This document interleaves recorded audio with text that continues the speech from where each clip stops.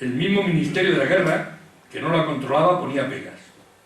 Una orden del emperador aclaró las cosas. Me he enterado de que mi guardia está en dificultades.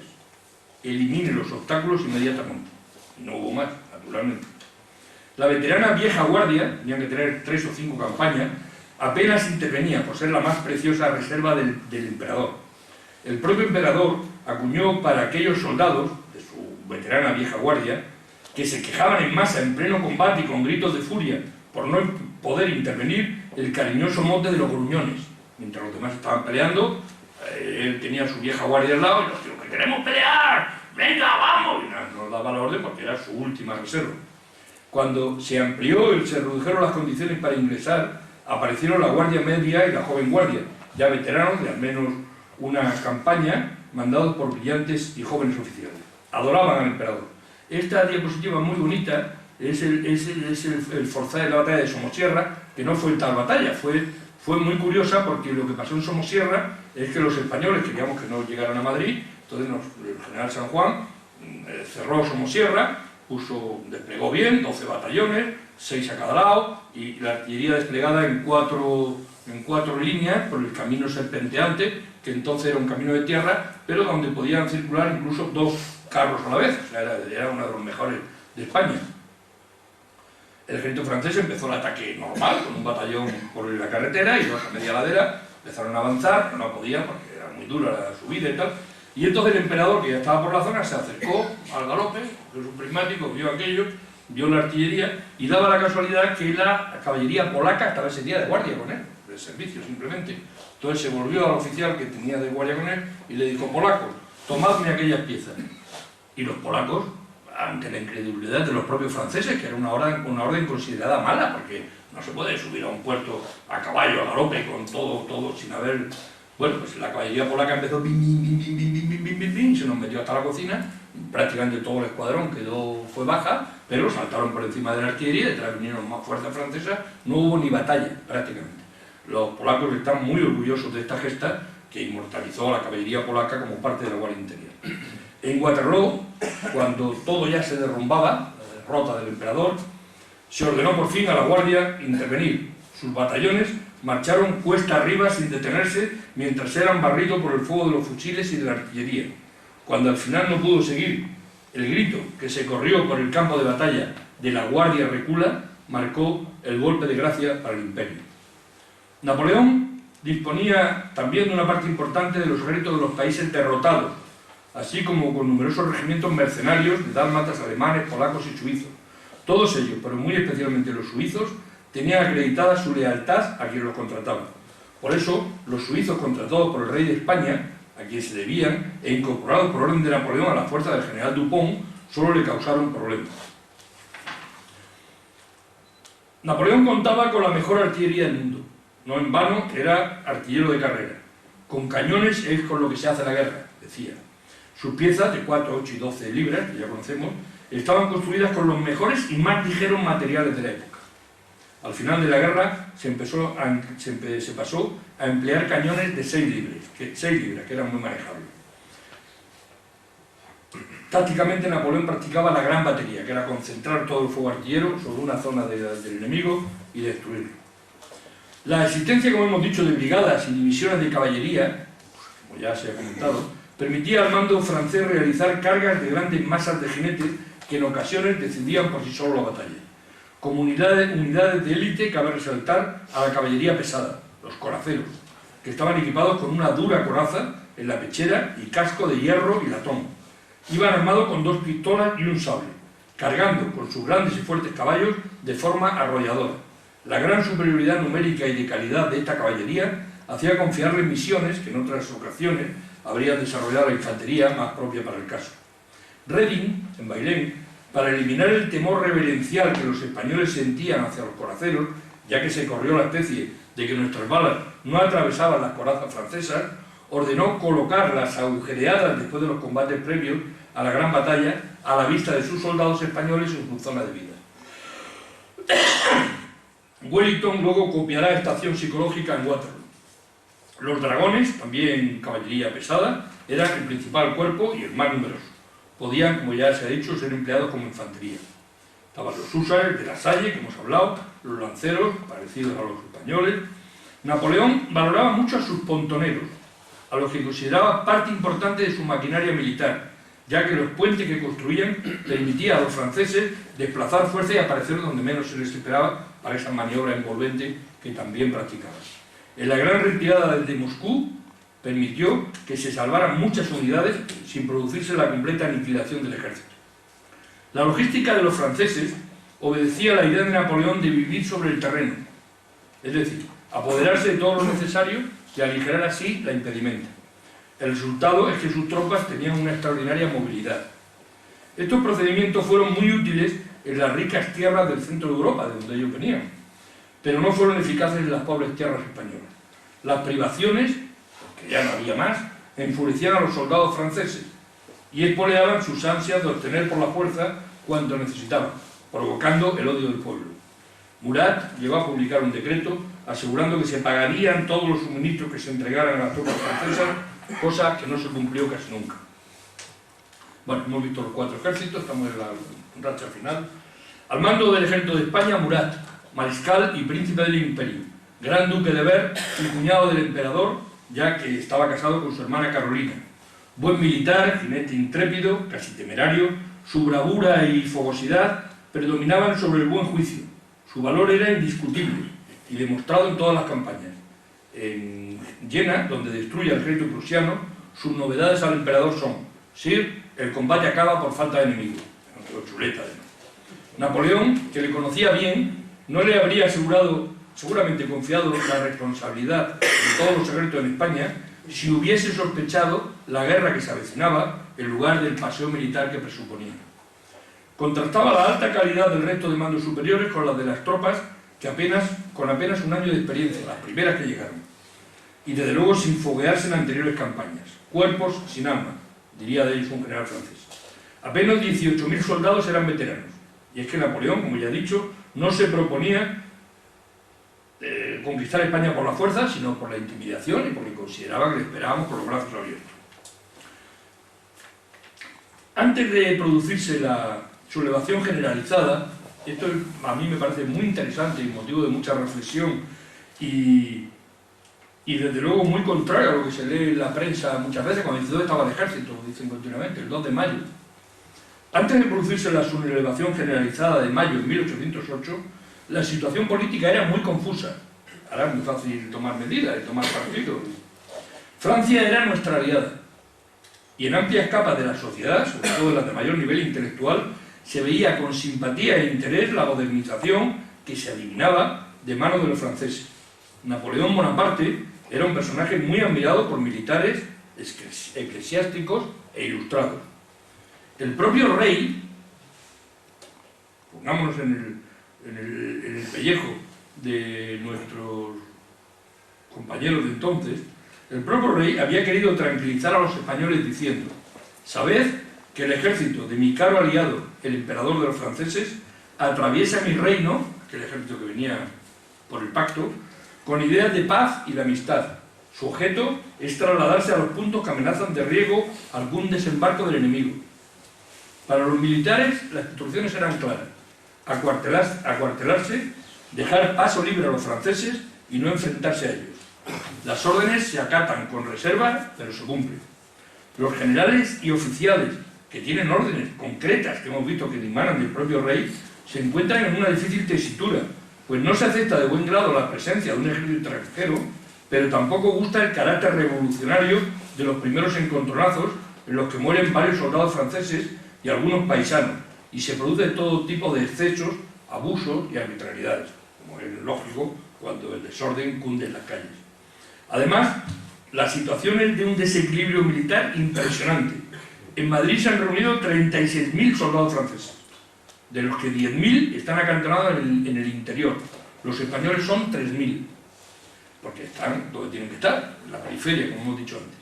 Igualmente, casi toda la nobleza y las clases acomodadas preferían las garantías de orden que ofrecían los franceses, sin otra alternativa razonable que la agitación desenfrenada del pueblo llano. La figura de los afrancesados incluye toda una gama, desde los que decididamente colaboraban con los franceses hasta llegar a los que simplemente no le ofrecían resistencia con las armas en la mano. Es necesario distinguir entre lo que podríamos llamar un afrancesamiento cultural y el político, ya con un ejército de ocupación en nuestro suelo. De hecho, después del 2 de mayo, gran número de iniciales afrancesados se pasaron a la causa patriótica. Finalmente, solo unos 4.000 afrancesados, pasados a Francia con la derrota, no volverán. La relación por carta entre el general francés Sebastiani y Jovellanos, uno de nuestros hombres más ilustrados, pone de manifiesto cómo los franceses ni nos entendían ni se esperaban, por tanto, nuestra brutal reacción. Señor, escribía el general Galo a Jovellanos, asombrado, la reputación de que gocéis en Europa, vuestras ideas liberales, vuestro amor a la patria, el deseo que manifestáis en verla feliz, deben haceros abandonar un partido que solo combate por la Inquisición, por el interés de algunos grandes de España y por los de Inglaterra. El insigne asturiano le contesta de forma rotunda y seguramente sorprendente para el francés. Yo no sigo un partido sino la santa y justa causa que sigue mi patria y que todos hemos jurado seguir y sostener a costa de nuestras vidas. No lidiamos como pretendéis ni por la Inquisición ni por el interés de los grandes de España. Lidiamos por los preciosos derechos de nuestro rey, nuestra religión, nuestra constitución y nuestra independencia. Porque, señor general, no os dejéis alucinar. Estos sentimientos que tengo el honor de expresaros son los de la nación entera. La situación inicial militar, después del 2 de mayo, la nación entra en guerra con Francia al margen de su rey, que había protagonizado en Bayona situaciones de indignidad penosa, tanto el padre como el hijo, e incluso de toda la estructura del Estado, el Consejo de Castilla, las cancillerías, las audiencias, las capitanías militares, que obedecían las órdenes del rey. Son las ciudades y los pueblos las que se levantan en armas. Los españoles quizás no sabían lo que querían exactamente, pero sí lo que no deseaban, a los franceses en nuestro suelo. La guerra de la independencia será conocida como Guerra Napoleónica de España o Guerra Imperial para los británicos. Entre octubre de 1807 y junio de 1808 cruzaron la frontera 117.000 hombres franceses. En el verano estaba el primer cuerpo, que era el único que tenía permiso para llegar a Portugal. El segundo, que ante la incredulidad de los españoles empieza a bajar hacia Andalucía. El quinto, que empieza a ocupar Fortaleza, Figueras, etcétera, etcétera. El tercero, que se aposenta en Madrid, y el cuarto, que se queda por la zona de Burgos. Unos días después del 2 de mayo, unos días después de que el 2 de mayo se escribe una página de honor para España, el 24, se produce una sublevación generalizada en la ciudad de Zaragoza. La asombrosa defensa por el general Palafox de una ciudad abierta, sin apenas murallas, ante las nutridas fuerzas francesas de Lefebvre, constituye otra página de heroísmo y gloria de nuestro pueblo. A estas gestas se unieron las defensas de Gerona y Valencia por el ejército y el rechazo de los somatenes catalanes a las columnas imperiales en el Bruch. Ya estamos acabando. Murat, gran duque de Berg, ya había sido designado a mitad de junio lugarteniente general del reino. A estas alturas, esto también es interesante, ingentes cantidades de entusiastas paisanos se alistan en las filas de los ejércitos, completando el regimiento y dando lugar a otros nuevos, sin profesionales y al mando de oficiales que hubo que improvisar. La calidad operativa de estas nuevas unidades, que no de las antiguas, no de las primeras, era pésima, aunque grande su patriotismo. Con todos estos efectivos, en el verano de 1808 se lograron constituir hasta 8 ejércitos principales. Luego ya quedaría el de la izquierda, el del centro, el de la derecha y el de la reserva. Es importante resaltar, mucho para mí, que al comienzo de la revuelta patriótica, 4 capitanes generales son asesinados por la multitud, otros 2 son destituidos y 2 más son obligados, bajo amenaza de linchamiento, a sublevarse. Las nuevas unidades tienden a la indisciplina y a la insubordinación contra sus mandos, de las que en ocasiones con razón no se fían. En numerosas ocasiones, los generales y jefes se verán obligados a combatir contra su voluntad, sin ser el momento ni el lugar adecuado, para no ser tachados de cobardes o traidores, casi siempre con funestas consecuencias. La primera batalla formal que se da es en Río Seco, contra los franceses, el 14 de junio, se debió de haber ganado, se perdió porque los 2 generales no se pusieron de acuerdo, sus 2 juntas daban órdenes contrarias, Cuesta y Bleque, este se debía de haber ganado. Con una descoordinación absoluta y graves interferencias políticas, se perdió una buena ocasión.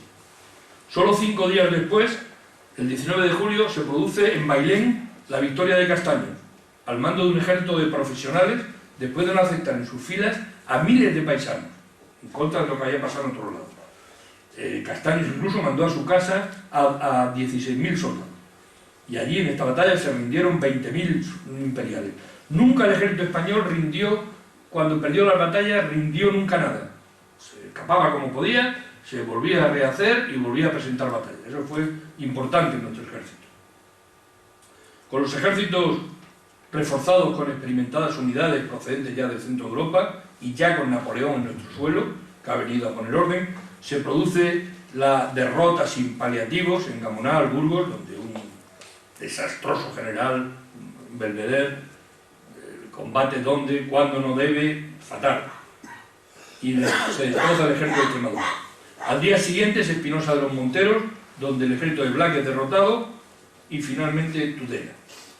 Somosierra, que hemos hablado antes de ella, abre el acceso a Madrid.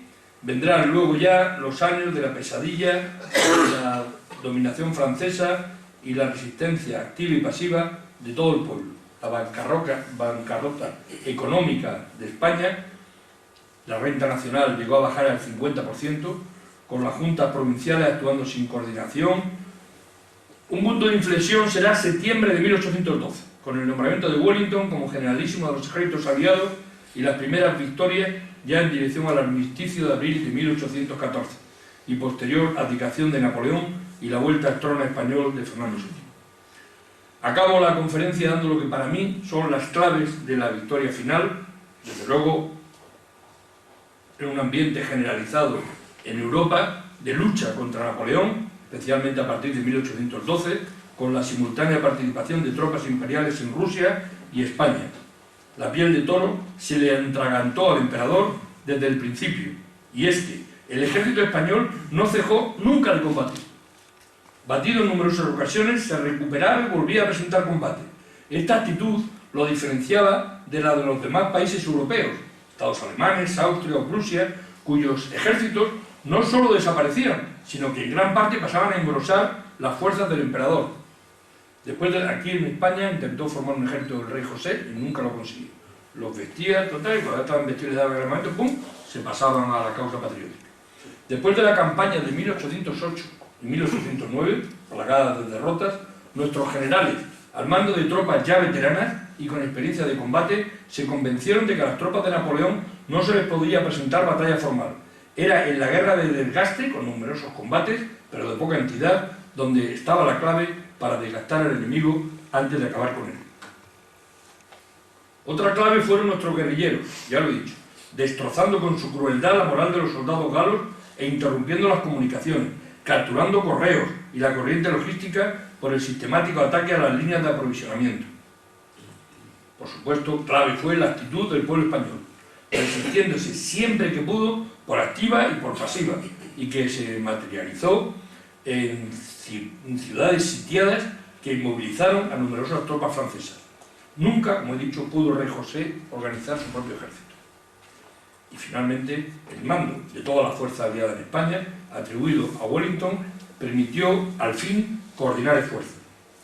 El pequeño pero bien instruido y disciplinado ejército británico luso, que infligió casi siempre derrotas a los franceses, supo aprovechar el que Napoleón, pese a tener 300.000 soldados en España, nunca pudo, por las razones estas de los guerrilleros y de la correcta, dedicar más de 60.000 de una vez a combatir al inglés. Además, todos los planes del emperador se basaban en unos principios que aquí nunca se cumplieron y que aseguraban que si se destruía la fuerza principal del enemigo, las restantes caerían solas.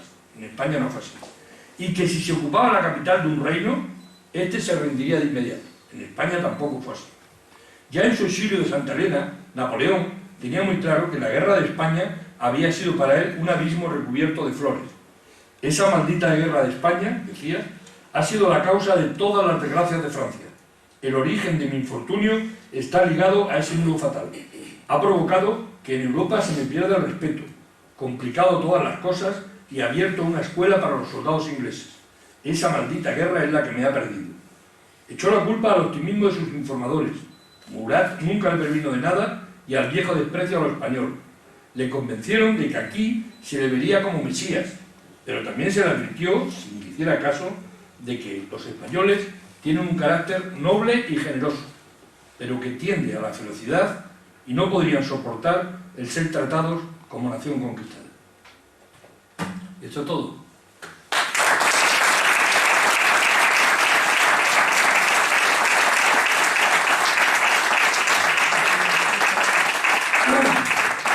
No sé si quieren hacer alguna pregunta muy rápido, porque yo creo que ya estáis más que... Pero vamos, si alguien quiere hacer alguna pregunta, por favor, yo por mí encantado. Si la sé, la contesto. Sí. ¿Qué sucedió con los soldados franceses que se rindieron en Bailén? Sí, eso fue un desastre. Castaño fue muy generoso. Como ya sabrá, se les prometió embarcarlos y mandarlos de vuelta a Francia.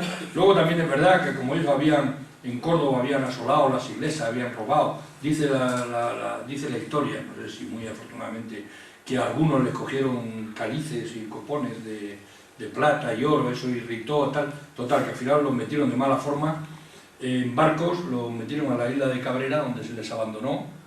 Casi es un motivo de una conferencia extra, de una forma yo creo que ignominiosa para España. No creo que hicimos un papel muy bueno ahí, porque allí llegó a haber hasta canibalismo, se les abandonó de mala forma. Luego hay otras razones que lo podían justificar, pero en fin, fue una desdichada tragedia. Fueron 20.000 imperiales y yo no sé si recordar que no sé si volvieron muy pocos miles, quizás 1.000 o 2.000 volvieron a Francia al final de todo. No le doy más datos porque el tema es apasionante, pero es largo. Sí, me parece que preguntaba algo.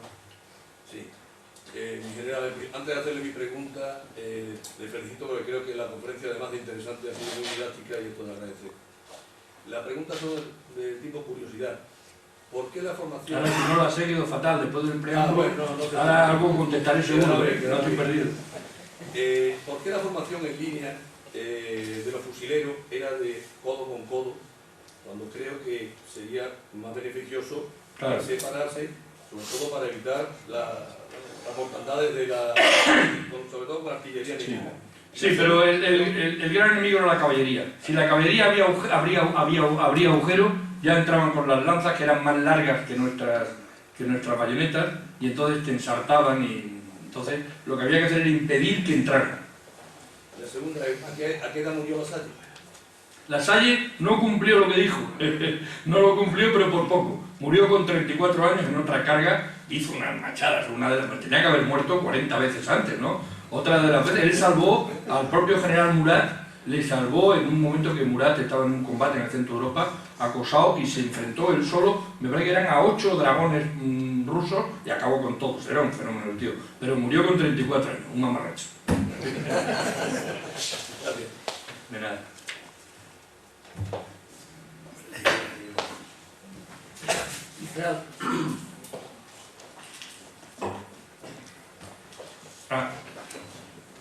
Un recuerdo que creo que le gustará. Seguro, viniendo de Castilla. Decía el coronel antes, soy casi todo del Castilla, supongo, ¿no? Mucho, por lo menos, ¿no? Es que yo efectivamente fui a Bosnia, ahora es más normal, pero, ¿verdad? Los veteranos se acuerdan, fui a Bosnia al mando del Saboya, porque el coronel del Saboya entonces no tenía inglés, y me cogieron a mí, y fue aquello un escándalo. Coronel del Castilla con las tropas del Saboya, ahora ya es muy normal, ¿no? Es el guión de los ¿Qué cosa? Bueno, esto evidentemente tiene que tener un lugar de lujo en mi casa.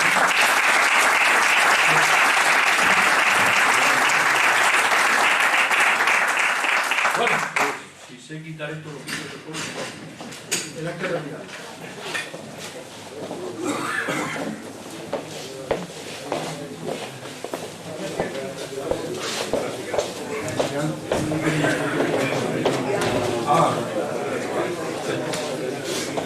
Que no me deje aquí nada.